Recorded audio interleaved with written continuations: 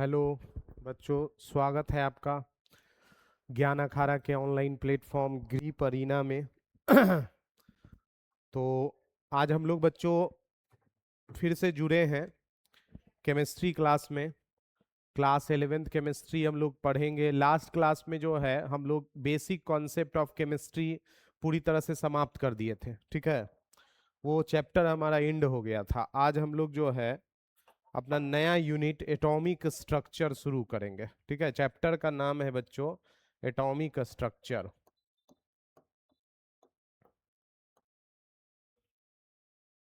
Atomic structure,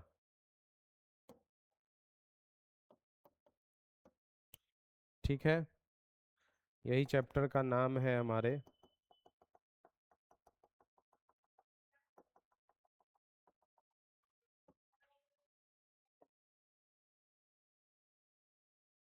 ये unit 2 है हमारा केमिस्ट्री में, जो है ये है हमारा यूनिट 2, ठीक है।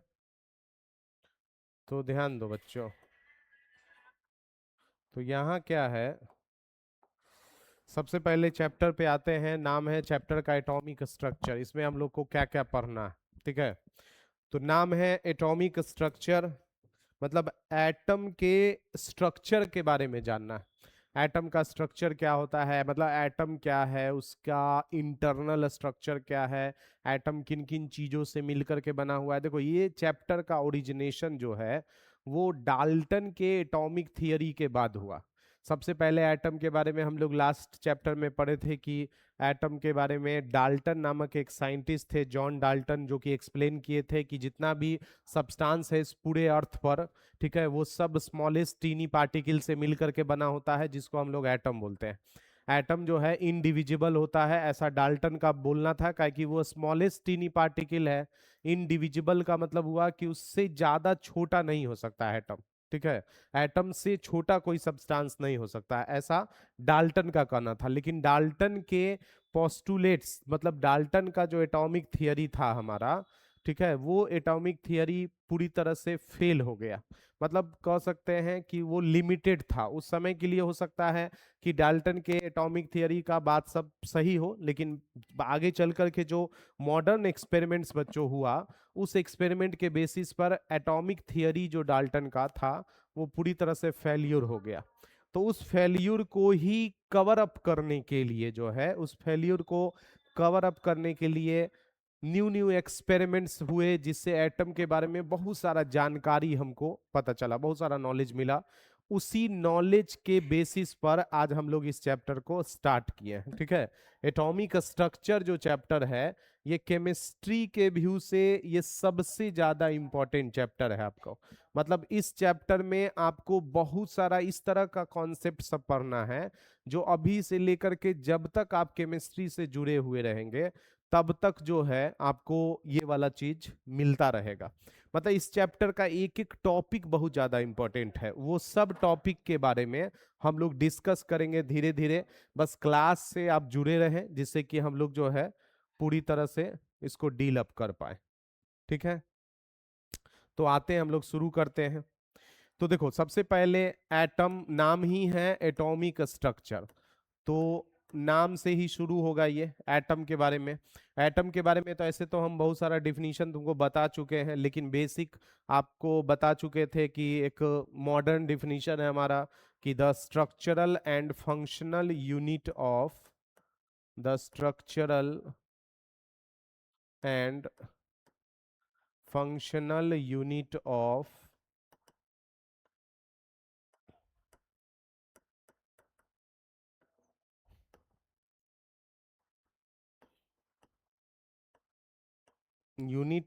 एन एलिमेंट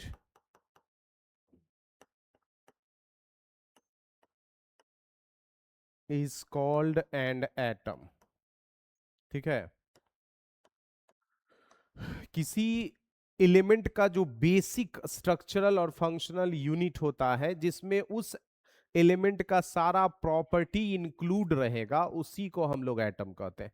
ये एक मॉडर्न डिफिनीशन है। ऐसे तो एटम के बारे में बच्चों हम लोग जानते हैं कि एटम बोलते हैं किसी सब्सटेंस का स्मॉलेस्ट पार्टिकल जो किसी केमिकल रिएक्शन में पार्टिसिपेट करता है और फ्री स्टेट में नहीं मिलता है, क्योंकि एटम जो होता है वो किसी ये सब्सटेंस का सबसे स्मॉलेस्ट पार्टिकल है। इसको धीरे धीरे तोड़ते तोड़ते रहने पर क्या होगा कि उसके लिए हमको बहुत सारा एनर्जी चाहिए, वो एनर्जी रिक्वायर होगा नहीं, इस कारण से इसके सबसे छोटे वाले पार्टिकल को हम लोग अलग नहीं कर पाते हैं, मतलब वो फ्री स्टेट में मिलता नहीं है हमको। तो वो भी डिफिनीशन हो सकता है कि एटम जो है वो केमिकल रिएक्शन में पार्टिसिपेट करते हैं और फ्री स्टेट में नहीं पाए जाते हैं। एटम का एक और सबसे इंपॉर्टेंट डिफिनीशन ये है, the structural and functional unit of an element is called an atom. मतलब किसी एलिमेंट का जो स्ट्रक्चरल और फंक्शनल यूनिट होता है, मतलब उस एलिमेंट का जो सबसे छोटा पार्ट जिसमें उसका सारा प्रॉपर्टी गुण उपलब्ध हो, प्रेजेंट हो, उसी को हम लोग क्या कहेंगे बच्चों, एलिमेंट कहेंगे। एलिमेंट सॉरी, उसको एटम कहेंगे। ठीक है, उसी एटम के इंटरनल स्ट्रक्चर के बारे में पढ़ना है। तो एटम के बारे में तो हम लोग समझ गए कि जैसे मान लिया कि हम तुमको ये कहा जाएगा कि CO2, ठीक है, तो ये पूरा का पूरा जब ग्रुप में एटम रहे तो उसको मॉलिक्यूल कहते हैं। जैसे CO2 एक मॉलिक्यूल है, इसमें कार्बन का एक एटम है, ऑक्सीजन का दो एटम, ठीक है, इसमें कार्बन का एक, ऑक्सीजन का दो एटम है, इसी को हम लोग एटम से इंडिकेट करते हैं। जैसे एटम आपस में मिल करके मॉलिक्यूल्स बनाता है, एटम जो है वो आपस में कंबाइन करके क्या बनाता है बच्चों, तो वो एटम आपस में कंबाइन करके मॉलिक्यूल बनाता है। एटम आपस में कंबाइन करके क्या बनाता है, मॉलिक्यूल बनाता है। अब आते हैं हम लोग अपने टॉपिक पर। ठीक है, तो एटम के बारे में सबसे बड़ा कह सकते हैं, सबसे बड़ा मिसअंडरस्टैंडिंग कह सकते हो उस समय के लिए डाल्टन के साहब ये था, डाल्टन साहब के पास ये था कि एटम जो है वो इनडिविजिबल या अनब्रेकेबल होता है। एटम्स आर इनडिविजिबल और अनब्रेकेबल, मतलब एटम को जो है हम लोग न डिवाइड कर सकते हैं, न ब्रेक कर सकते हैं, न तोड़ सकते हैं। एटम को उसके कंस्टिट्यूएंट या सिंपलर फॉर्म में न मतलब कि डिसोसिएट नहीं किया जा सकता है, सिंपलर फॉर्म में डिसोसिएट नहीं कर सकते हैं एटम को, और ना ही कह सकते हैं कि इनडिविजिबल तोड़ा नहीं जा सकता है। मतलब ये हुआ कि एटम सबसे स्मॉलेस्ट पार्टिकल है, उससे ज्यादा छोटा नहीं होगा। ऐसा मिसकंसेप्शन था उस समय के लोगों का, या कह सकते हैं जॉन डाल्टन का, जो कि बाद में इसी गलती को सुधार करने से ये पूरा चैप्टर हमारे सामने सामने आ गया। मतलब ये जो प्रॉब्लम था, जो उस समय जॉन डाल्टन साहब ये बोले थे, ये एक प्रॉब्लम आगे चलकर एक प्रॉब्लम के रूप में आया कि भाई एटम को डिवाइड नहीं किया जा सकता। और साइंटिस्ट लोग को ऐसे भी क्या होता है, चैलेंजेस पसंद होता है। कोई भी चीज तुम कहोगे ये चीज नहीं होगा, तो कहेगा नहीं, ऐसे कैसे नहीं होगा, जबरदस्ती उससे मतलब वो चीज कराने के लिए उसके पीछे पड़ जाता है। जैसे हम लोग इससे पहले भी पढ़े हैं कि ग्रुप 18 एक होता है पीरियोडिक टेबल में, जैसे कुछ इनर्ट गैस होता है, हीलियम, नियोन, आर्गन, क्रिप्टन, ये सब तुम अभी तक पढ़ा होगा कि ये सब जो है वो इनर्ट गैस है। लेकिन अभी तक वो इनर्ट था तुम्हारे लिए। आगे के क्लास में 12th वगैरह में तुम जाओगे तो तुम पढ़ोगे कि सब गैस इनर्ट नहीं होता है, हीलियम, नियोन, आर्गन, क्रिप्टन सारा का सारा इनर्ट नहीं होता है। वो बात साइंटिस्ट को पसंद नहीं आया कि कैसे इनर्ट हो जाएगा भाई, उसको हम जरूर जबरदस्ती रिएक्शन कराएंगे। तो जैसे ही मतलब बहुत सारा एक्सपेरिमेंट करके जो है ये बात सामने लाया गया कि सारा गैस जो है वो ग्रुप 18 का सारा एलिमेंट जो है वो इनर्ट नहीं होता है, वो भी रिएक्शन करता है, वो भी कंपाउंड बनाता है, उस सब के बारे में तुम जानोगे। तो साइंटिस्ट के सामने भाई ये डाल्टन साहब रख दिए कि भाई एटम जो है इंडिविजुअल होता है, उसको नहीं तोड़ा जा सकता है, या उससे ज्यादा छोटा कोई दूसरा चीज नहीं होता है। तो ये बात साइंटिस्ट को बुरा लग गया, ठीक है, कुछ लोगों को बुरा लग गया। तो वो बुरा लग गया तो भाई उसके पीछे वो काम करना शुरू कर दिए, और वो मॉडर्न कुछ एक्सपेरिमेंट करके ये बताए कि एटम सबसे छोटा पार्टिकल नहीं होता। एटम जो है वो किसी सब्सटेंस का स्मॉलेस्ट पार्टिकल नहीं है, एटम से भी छोटा सब्सटेंस एग्जिस्ट करता है जिसको हम लोग सब एटॉमिक पार्टिकल बोलते हैं। ठीक है, एटम से भी छोटा सब्सटेंस एग्जिस्ट करता है जिसको हम लोग सब एटॉमिक पार्टिकल्स कहते हैं। ये जो सब एटॉमिक पार्टिकल्स है, इससे मिलकर के ही एटम बना होता है। ये बेसिक रूप से, मेनली रूप से 3 टाइप का होता है बच्चों, ठीक है। ये जो हमारा सब एटॉमिक पार्टिकल है, ये मेनली रूप से 2 टाइप का होता है। सॉरी, सब एटॉमिक पार्टिकल जो है ये मेनली रूप से 2 टाइप का होता है।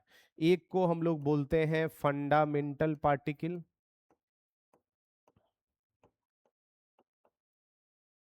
एक को हम लोग कहेंगे फंडामेंटल पार्टिकल्स, एक को बोलेंगे सबसिडियरी पार्टिकल्स।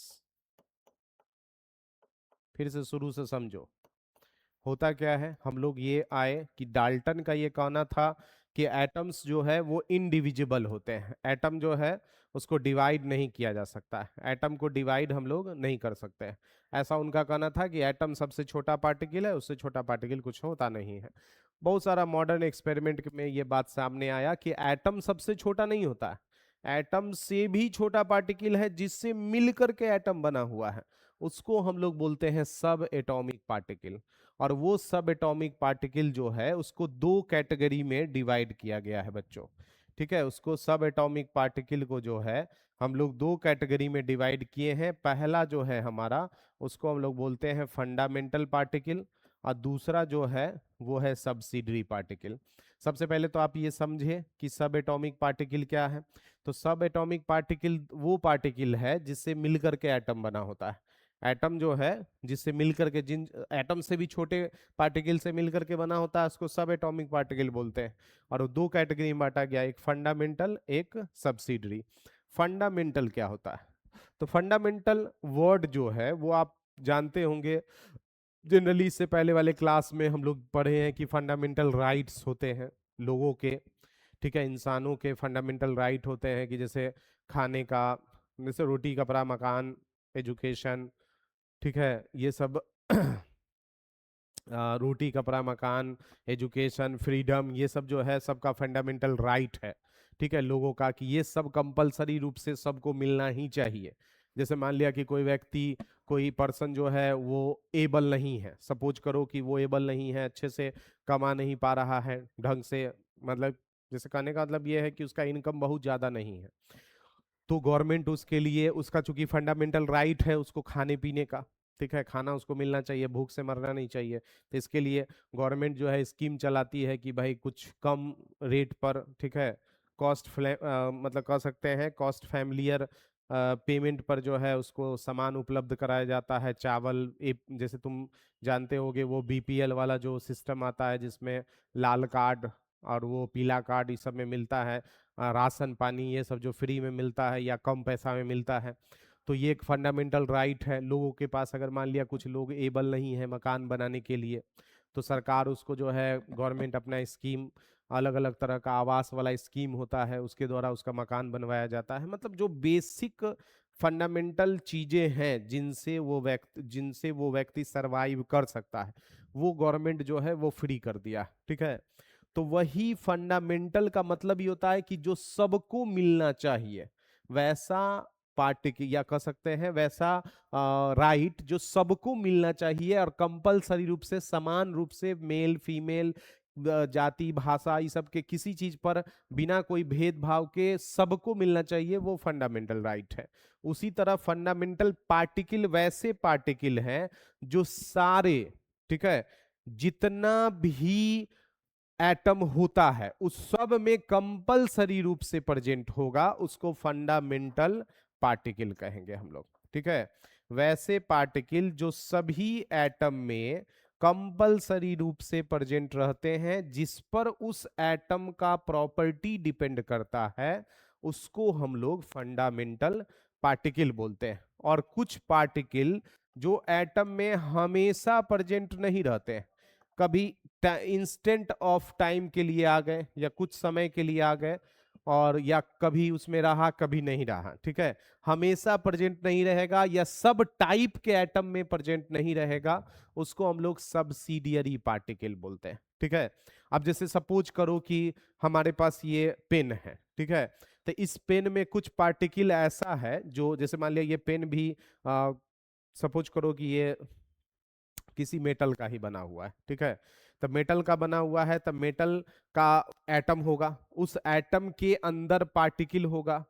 तो जरूरी नहीं है कि ये मेटल का बना हुआ है तो जो एटम इसमें है वही एटम प्लास्टिक वाले में भी हो, या जो एटम के अंदर का जो सब एटॉमिक पार्टिकल है जो इसमें पाया जाए वो प्लास्टिक के अंदर में भी पाया जाए, तो उसको हम लोग बोलेंगे सब्सिडियरी पार्टिकल, जो सभी प्रकार के एटम में, जरूरी नहीं है कि कंपलसरी रूप से हमेशा प्रेजेंटे रहे, ठीक है, जो यूनिवर्सल नहीं हो, सब हो सकता है अलग अलग एटम में अलग अलग पार्टिकल मिलता हो, उसको सब्सिडियरी पार्टिकल बोलते हैं, ठीक है, जिस पर उस एटम का प्रॉपर्टी डिपेंड नहीं करता है।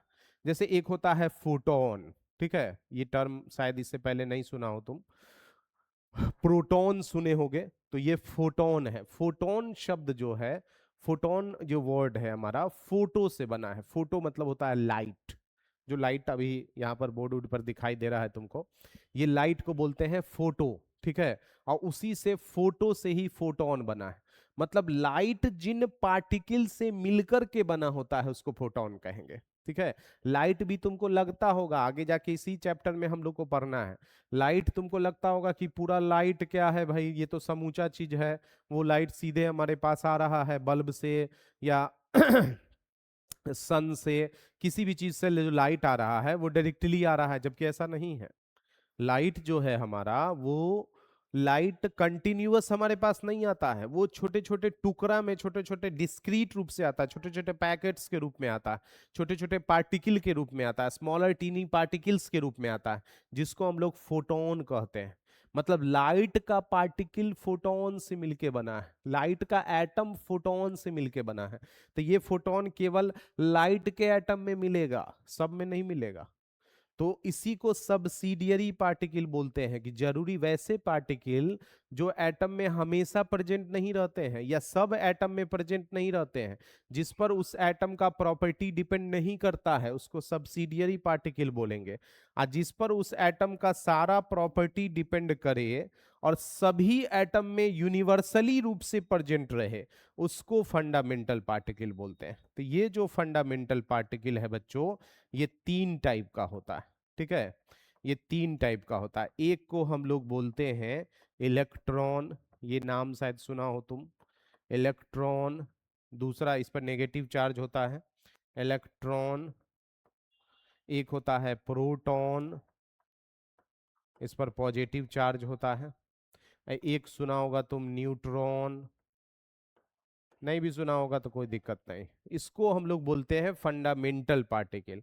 ये सब कह सकते हो यूनिवर्सल पार्टिकल है, जो सब में होता है, दुनिया में जितना भी एटम है उस सब में इलेक्ट्रॉन प्रोटॉन न्यूट्रॉन होबे करेगा, ये फिक्स वैल्यू है। जैसे मान लिया कि अगर ये प्लास्टिक का बना हुआ है, इसमें भी इलेक्ट्रॉन प्रोटॉन न्यूट्रॉन होगा, क्योंकि ये भी मतलब ये भी जो है वो एटम से मिलके बना हुआ है, इसमें भी इलेक्ट्रॉन होता है, ठीक है।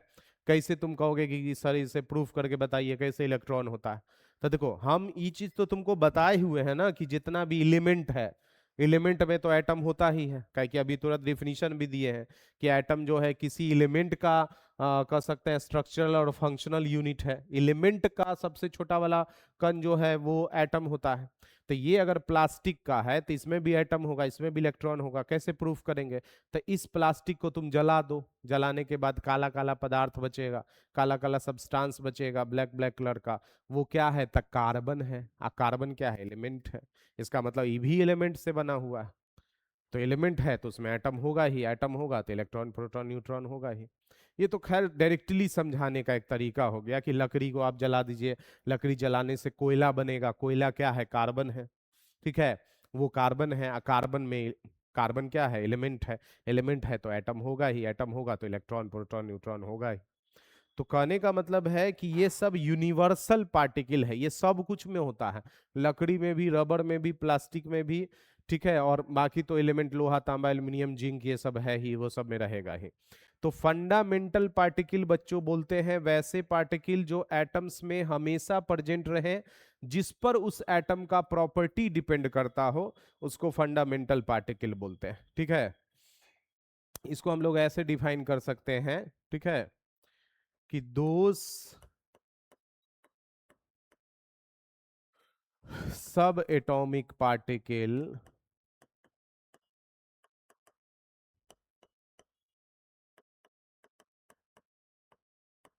which are always present in atom या compulsory present in atoms and the properties of atom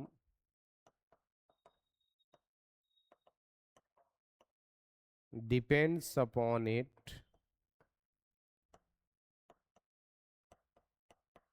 is called, ठीक है, फंडामेंटल पार्टिकल। कि वैसे सब एटॉमिक पार्टिकल जो एटम में हमेशा प्रेजेंट रहते हैं या कंपलसरी प्रेजेंट रहते हैं, जिस पर उस एटम का प्रॉपर्टी डिपेंड करे, उसको सब फंडामेंटल पार्टिकल बोलते हैं। ये तीन होता है, इलेक्ट्रॉन, प्रोटॉन, न्यूट्रॉन। ठीक है। कुछ ऐसे भी पार्टिकल हैं जो एटम में ऑलवेज प्रेजेंट नहीं रहते हैं। ठीक है। सच सब atomic particles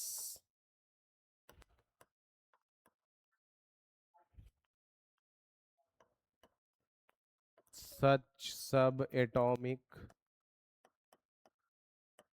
particles which are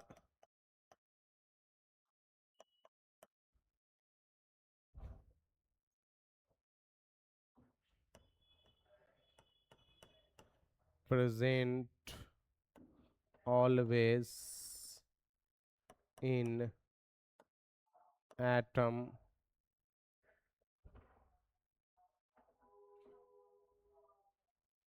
atoms also properties of atom does not depends upon it called, ये जैसे इसका एग्जाम्पल बच्चों क्या हो जाएगा, जैसे एक तो हम फोटोन बता ही दिए हैं। क्योंकि ये जो है ये कंपलसरी सब एटम में प्रेजेंट नहीं होता है, इसलिए इसका बहुत सारा जो है हो सकता है एग्जाम्पल वगैरह। ठीक है। बहुत सारा एग्जाम्पल वगैरह हो सकता है। जैसे एग्जाम्पल है meson, pion, muon, photon, positron, neutrino या एंटी न्यूट्रिनो, एटसेट्रा। ठीक है। मतलब ये सब टाइप के एटम में जरूरी नहीं है कि प्रेजेंट रहबे करेगा। ठीक है। सारे टाइप के एटम में प्रेजेंट रहेगा, ये बात कंपलसरी नहीं है। हो सकता है कि किसी टाइप के एटम में हो, किसी में नहीं हो।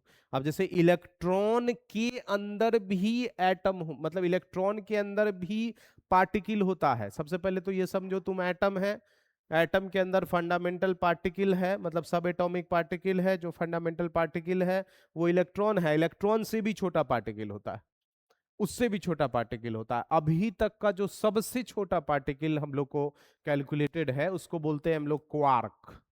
क्वार्क जो है अभी टिल नाउ सबसे स्मॉलेस्ट पार्टिकल है हमारे पास। इलेक्ट्रॉन प्रोटॉन तो छोड़ दो, उससे भी छोटा पार्टिकल का डिस्कवरी हो चुका है। ठीक है। वो अब तक का जो सबसे छोटा पार्टिकल हमारे पास है वो है क्वार्क। और वही क्वार्क वगैरह के बारे में वो सब आगे तुम जो है पढ़ोगे, कह सकते हैं क्वांटम फिजिक्स वगैरह में। ठीक है। स्मॉलेस्ट पार्टिकल्स वगैरह के बारे में बताया गया।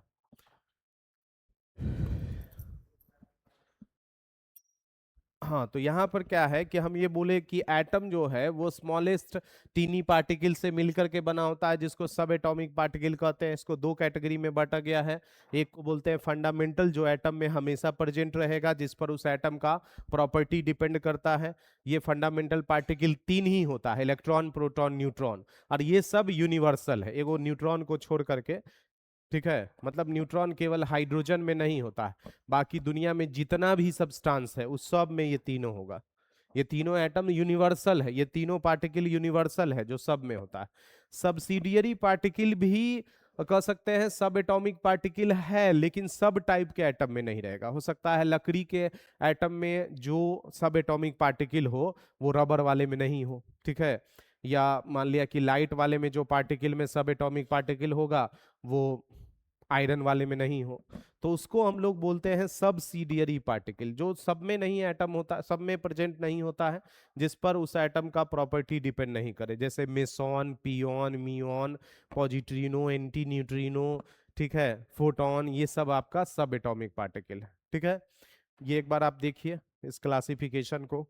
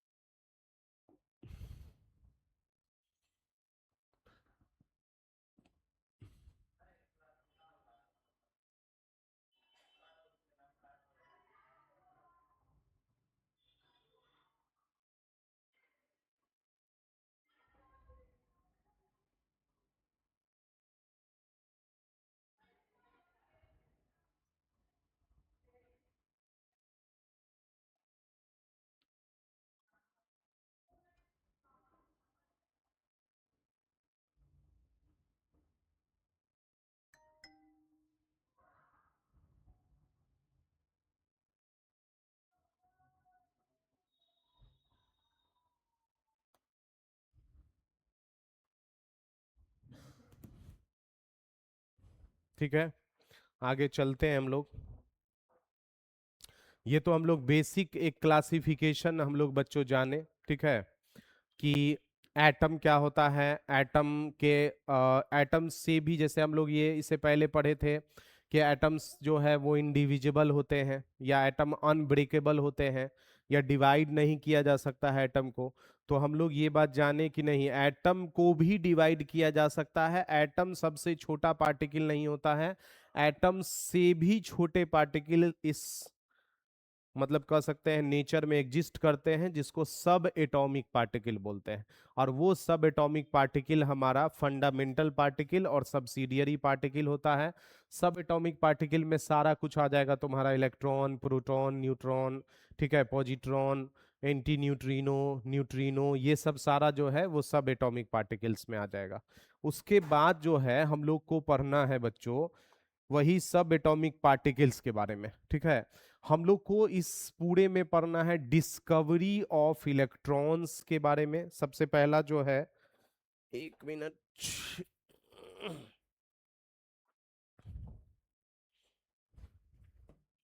हाँ, हम लोग को जो है discovery of electron, proton, neutron, ये सब के बारे में जानना है। डिस्कवरी ऑफ इलेक्ट्रॉन,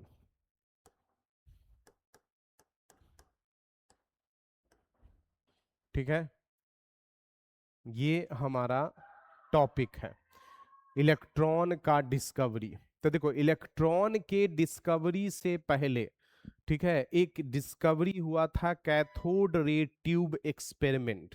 उस कैथोड रे ट्यूब एक्सपेरिमेंट के बाद इलेक्ट्रॉन का डिस्कवरी हुआ, ठीक है।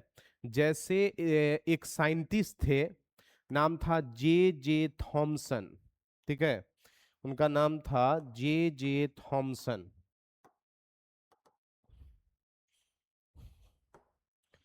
जे जे थॉमसन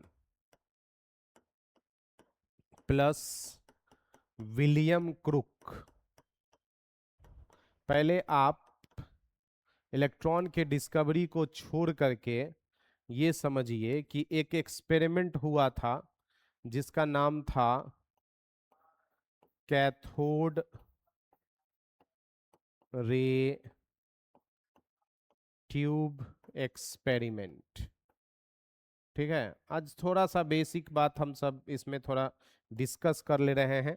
इस एक्सपेरिमेंट को डिटेल्स में हम लोग डील करेंगे। पहले आप थोड़ा सा बेसिक समझ लीजिए कि डिस्कवरी ऑफ इलेक्ट्रॉन, ठीक है, इससे पहले क्या था कि एक साइंटिस्ट थे, नाम था माइकल फैराडे। तो माइकल फैराडे जो है वो इलेक्ट्रोलाइसिस के बारे में बताए थे। इलेक्ट्रोलाइसिस का मतलब होता है किसी सॉल्ट से होकर, किसी सॉल्ट के सॉल्यूशन से होकर के इलेक्ट्रिसिटी को फ्लो करने पर वो आयंस में डिसोसिएट हो जाता है। मतलब इलेक्ट्रॉन के डिस्कवरी से पहले आयन के बारे में हम लोग को मालूम था कि प्लस माइनस होता है, और ये भी मालूम था कि कोई भी एटम जो होता है वो इलेक्ट्रिकली न्यूट्रल होता है। कोई भी एटम जो है वो इलेक्ट्रिकली न्यूट्रल होता है, एटम पर कोई चार्ज नहीं होता। ये बात हमको इलेक्ट्रॉन के डिस्कवरी से पहले ही पता था। इलेक्ट्रॉन के डिस्कवरी से पहले ही हमको ये बात मालूम था कि एटम पर कोई चार्ज नहीं होता है, या एटम पर जीरो चार्ज होता है। ठीक है, ये बात पहले से पता था। आयन के बारे में मालूम था कि एक आयन, पॉजिटिव आयन केटायन होता है और निगेटिव आयन होता है। मतलब बेसिक बात सब हम तुमको बता दे रहे हैं कि क्या क्या चीज मालूम था डिस्कवरी से पहले। तो ये साइंटिस्ट जो थे विलियम क्रूक और जे जे थॉमसन, और एक साइंटिस्ट थे नाम था उनका बेंजामिन फ्रैंकलिन। ये एक्सपेरिमेंट के बारे में तुम सुना होगा कि वो जो है एक पतंग को, एक काइट को रेशम के धागा की सहायता से, ठीक है, रेशम के थ्रेड की सहायता से उड़ाए थे। ठीक है, और वो भी किस समय, तो बिजली उजली चमकने वाले मौसम में उड़ाए थे, और बताए थे कि आसमान में जो बिजली चमकता है वो एक नेचुरल फेनोमेना है। ठीक है, जो बादल क्लाउड्स वगैरह के फ्रिक्शन के कारण जो है वो चार्ज के कारण वो बिजली चमकता है। ठीक है, और उसी बिजली चमकने को लेकर के, जैसे वो इलेक्ट्रिसिटी जो आसमान में चमक रहा है वो किस प्रकार से चमक रहा है, उसका प्रॉपर्टी क्या है, इसके बारे में वो बहुत ज्यादा एक्सप्लेनेशन नहीं दिए थे। वो बोले कि जैसे वो भी जो आसमान में बिजली चमक रहा है वो भी आयनिक, मतलब आयंस का खेल है। मतलब उसमें प्लस माइनस इस तरह का आयंस होता है। उसके बारे में बहुत ज्यादा एक्सप्लेनेशन वो नहीं दिए। उस एक्सप्लेनेशन को करने के लिए, मतलब उस आसमानी बिजली को, जो थंडर स्टॉर्म होता है हमारा, उस आसमानी बिजली को जमीन पर चमकाने के लिए, उसके प्रॉपर्टीज का प्रॉपर स्टडी करने के लिए, ये जो दो साइंटिस्ट थे हमारे, जे जे थॉमसन और विलियम क्रुक, मिल करके कैथोड रे ट्यूब एक्सपेरिमेंट किए। इस कैथोड रे ट्यूब एक्सपेरिमेंट को करके वो जानना चाह रहे थे कि आसमान में जो बिजली या कह सकते हैं थंडर स्टॉर्म होता है, जो चमकता है, वो किस प्रकार से चमकता है। ठीक है, या उसका प्रॉपर्टी क्या होता है, वो बिजली जो है कह सकते हैं अपने साथ कौन कौन से प्रॉपर्टीज को होल्ड करके रखता है। मतलब उसका डिटेल्ड एक्सप्लेनेशन वो चाह रहे थे। इसके लिए वो एक कैथोड रे ट्यूब एक्सपेरिमेंट किए थे। अब वो कैथोड रे ट्यूब एक्सपेरिमेंट के लिए क्या क्या सेटअप तैयार किए वो थोड़ा सा देखो। इसके लिए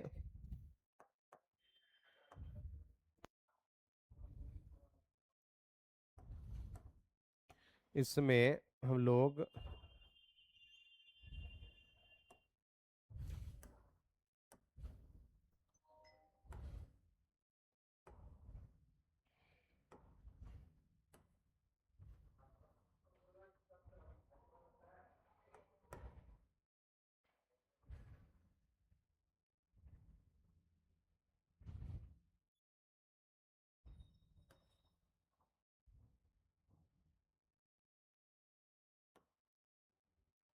कैथोड रे ट्यूब एक्सपेरिमेंट किया गया था।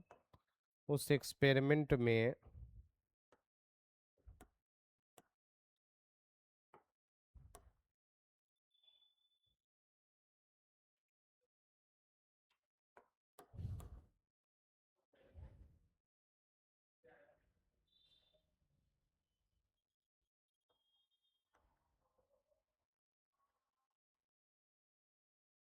एक डिस्चार्ज ट्यूब को लिया गया। ठीक है, एक इस तरह का डिस्चार्ज ट्यूब हम लोग लिए।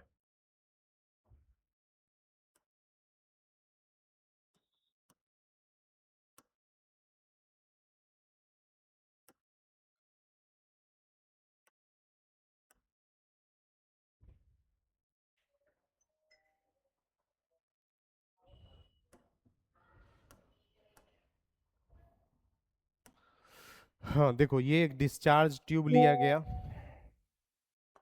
इसमें क्या किया गया कि दो मेटल प्लेट को, इसको दूसरा कलर से कर दे रहे हैं, इसमें दो मेटल प्लेट को अंदर में प्लेस कर दिए हम लोग।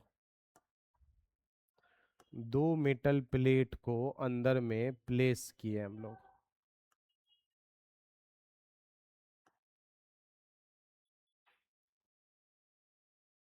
एक प्लेट को कैथोड बोलते हैं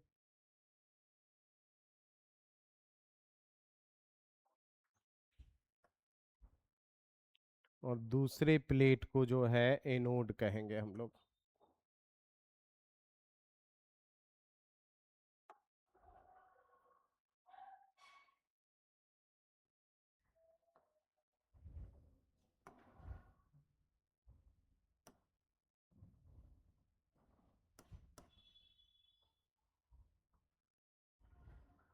इसके अंदर क्या हुआ कि दो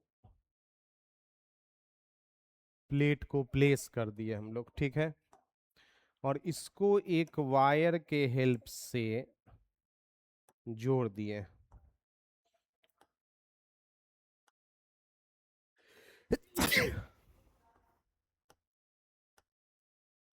एक वायर के हेल्प से जो है हम लोग इसको कनेक्ट कर दिए हाई वोल्टेज वाले बैटरी से। पूरा सेटअप हम तैयार कर लेते हैं, उसके बाद हम एक्सप्लेन कर देंगे तुमको।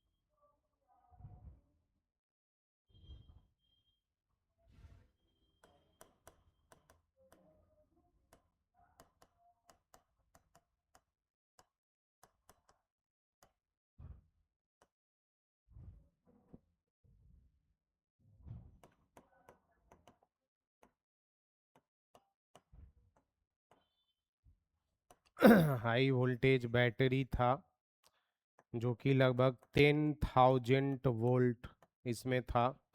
ये वाला प्लेट हमारा कैथोड है, ये वाला प्लेट हमारा एनोड है, ठीक है। ये नेगेटिव है, ये पॉजिटिव है, ठीक। तो देखो हम लोग क्या कर रहे हैं बच्चों, हम लोग कर रहे हैं कैथोड रे ट्यूब एक्सपेरिमेंट कर रहे हैं, ठीक है। इस एक्सपेरिमेंट का नाम है क्या? तो इस एक्सपेरिमेंट का नाम है कैथोड रे ट्यूब एक्सपेरिमेंट। इसको कौन परफॉर्म किए थे?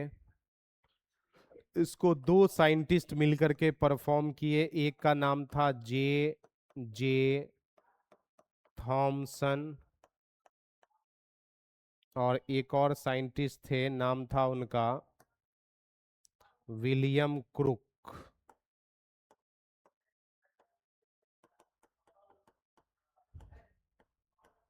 क्रुक, ठीक है। ये सारा सेटअप कैसा सेटअप था? तो ये एक इलेक्ट्रिकल डिस्चार्ज ट्यूब था, ठीक है। ये एक ग्लास का इलेक्ट्रिकल डिस्चार्ज ट्यूब था जिस पर से सारा चार्ज को हटा लिया गया, ठीक है। और मतलब मोटा मोटी ये था कि आसमान में जो बिजली चमकता है उसको हमको जमीन पे चमकाना था। तो ये एक इलेक्ट्रिकल डिस्चार्ज ट्यूब था। इसके अंदर का सारा हवा हम लोग निकाल लिए, ठीक है। इसके अंदर का जो है सारा कह सकते हैं हम लोग हवा को निकाल लिए थे। सारा एयर को हम लोग निकाल दिए, ठीक है, सारा एयर को हम लोग जो है इसको निकाल लिए।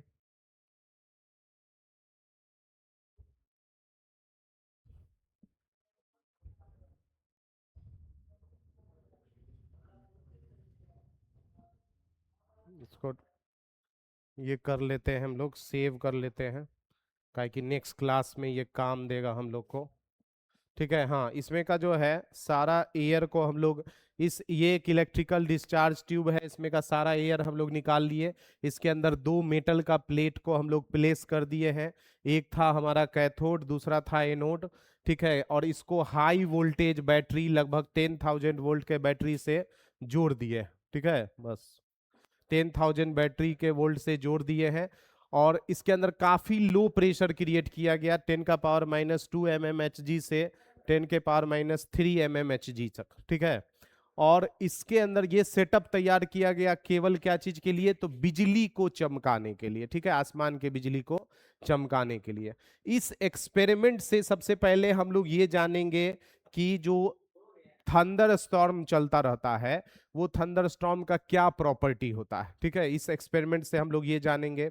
प्लस में हम लोग जानेंगे कि वो इलेक्ट्रिसिटी कैसे जनरेट होता है। पहले हम लोग ये जानेंगे कि आसमानी बिजली चमकता कैसे है, उसके बाद हम उस आसमानी बिजली चमकता कैसे है, उस आसमानी बिजली के एक एक पार्टिकल पर जो है स्टडी करेंगे, जिसको हम लोग इलेक्ट्रॉन बोलते हैं। पहले आप ये कैथोड रे ट्यूब एक्सपेरिमेंट समझिए, उसके बाद हम लोग इलेक्ट्रॉन के बारे में डिस्कस करेंगे। आज हम फिगर केवल बना पाए हैं, क्योंकि लिमिटेड टाइम है, नेक्स्ट क्लास का समय हो रहा है हमारा मैथमेटिक्स के लिए, इसलिए आज का क्लास हम लोग यहाँ पर समाप्त कर रहे हैं। लेकिन आज लेक्चर आप समझिए कि ये डिस्कवरी ऑफ इलेक्ट्रॉन जो है, इसको हम लोग नेक्स्ट क्लास में कंटिन्यू करेंगे, ठीक है। अभी आप समझिए कि आज केवल एक ही टॉपिक पढ़ाए हुआ है, ठीक है, जिसको हम लोग बोलते हैं एटम, सब एटॉमिक पार्टिकल, फंडामेंटल पार्टिकल। इसके बाद वाला जो टॉपिक है उसको नेक्स्ट क्लास में फिर से कंटिन्यू करेंगे हम लोग, ठीक है। धन्यवाद, थैंक यू।